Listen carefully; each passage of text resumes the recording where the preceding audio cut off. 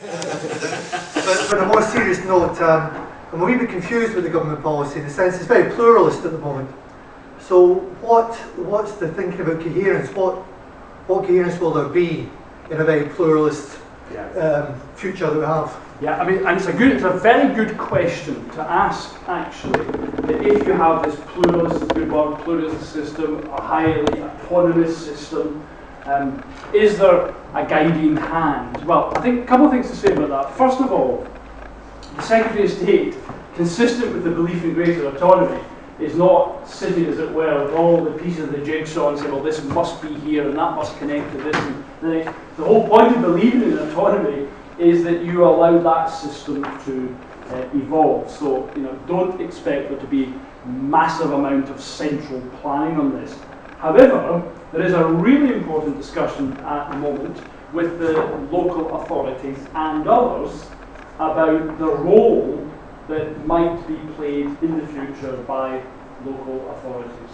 Now, the Secretary said about an advisory group last year which involved central government, local government, representatives from some of the big academy chains, representative groups of academies, to try to recognise that very pluralism. But there's no point central government, local government sitting and carving something up, only to find that the rest of the system is going to go in a completely different direction. Now that work's not yet completed, and the Secretary does recognise that he will need to say more in due course about the role of the local authority in this. But again, he would be cautious about doing anything that is there to impede school-based autonomy. Now, what I did touch on in what I said, and I probably should have, I certainly should have, is to say more about accountability. Because in this autonomous system, you need accountability. You need accountability through performance tables, toughened or changed and toughened Ofsted system, and also through transparency. The government's very hot on publishing every piece of data it can about the performance of schools and what's happening inside schools. So that accountability system sits alongside whatever formal mechanisms you have. The question that people are asking is, yes, but what happens if something goes wrong? So what happens if a school is at risk of failure? Or what happens if something goes wrong with a child? Or what happens if a particular area goes into meltdown?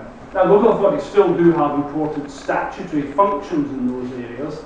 I think what local authorities have been arguing is, and I think not without justification, you need to just be clearer with our central government what it is you absolutely expect or require us to do, and what we might choose to do, either by selling services directly to schools or by working in partnership or consortia arrangements. So I think you're right, pluralism, a year into a more pluralist system, is not yet absolutely settled. And one might argue that in a pluralist system you would never have it absolutely settled, because you get a kind of dynamic in the way in which schools are organising themselves and choosing to be organised. It's a very good question. I think the question here, of course, is what sort of role does this kind of informal grouping of head teachers and others, does that become actually a more formal part of the system? And if you look at partnerships of schools, that might become just a more formal part of the system. People once said, I know people used to argue the further education system was taken out of local authorities in the 1990s. Yeah, but it used to be dead simple, didn't it? Well, it used to be dead simple. It isn't now, and we have to just live with that. Yes, ma'am. I'm really speaking for the Federation of Leaders in Special Education. I'm particularly interested in the integrated plan, which will involve education, health and social care by 2013, according to the Green Paper. I'm just wonder if you give us some insight in how those things work together when we have less and less funding coming from all sectors. There's less and less funding in health and in social care, and how that might be coordinated, because there's very little information at the moment, and we'd really like to have some. To some extent, some of this is just caught up in the health issues, which you might have noticed have been in the news quite a bit, because part of the government's thinking and planning was obviously to think about how the different parts of the local health economy interacted with social care and with education. So that, I think, is just being a victim a bit of the pause that we've seen in the health reforms. I think, however, the basic intent remains the same, that it is important in particular areas that you have an integrated plan for those youngsters that are in special needs system.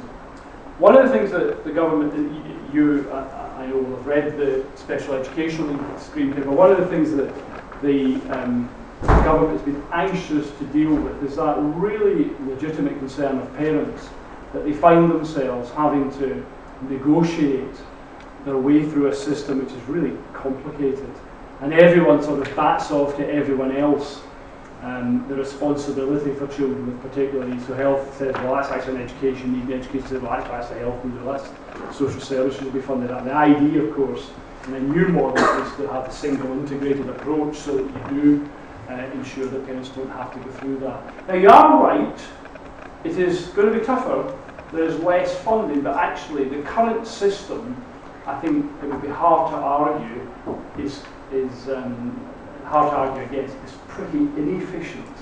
And if you can get a more efficient system of allocating funding to need, then I think there are genuine efficiencies to be made there. But in terms of the actual infrastructure of how this will all play out locally, that's not yet determined, and partly to do with the health pause, but partly also to do just with continuing discussions in government about how it works. So you haven't missed anything, don't worry. No, I don't think so at all. I think we're very concerned that it will require quite considerable legislation, particularly from health, to enable this to happen.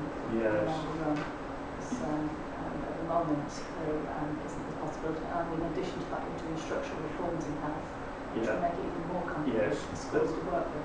We're just in that process that often goes on in government, where different sectors of state are thinking about the legislative requirements of policy changes. I can't really say any more than that, except that that's what they're considering. There's a lot going on, and of course, the current parliamentary session with legislation doesn't end until March 2012, so you're talking about reforms in special needs potentially taking a bit longer, well, not potentially, actually taking longer, and how long they take will depend on when legislation goes into Parliament.